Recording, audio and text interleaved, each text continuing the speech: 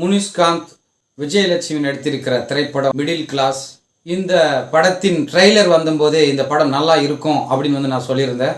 அது நிறுவனம் ஆயிருக்கு. ஒரு பிரைவேட் கம்பெனியில் ஒரு மீடியமான சம்பளத்துக்கு வேலை செய்கிறார் முனிஷ்காந்த். சென்னையில் அந்த அமௌண்ட்டை வாங்கி எப்படி குடும்பம் நடத்துகிறார் அப்படின்றது தான் இந்த படத்தின் கதை. பூர்வீக சொத்து மூலியமாக அவருக்கு 1 கோடி ரூபாய் செக்காக வருது. அந்த செக்கை என்ன செய்யலாம் அப்படின்றதே பெரிய சர்ச்சையாக அவங்க பேசுகிறாங்க. அதுக்குள்ள பேர் எழுதாம அந்த காலி செக் மிஸ் ஆகுது. அந்த செக்கு கிடைச்சுதா?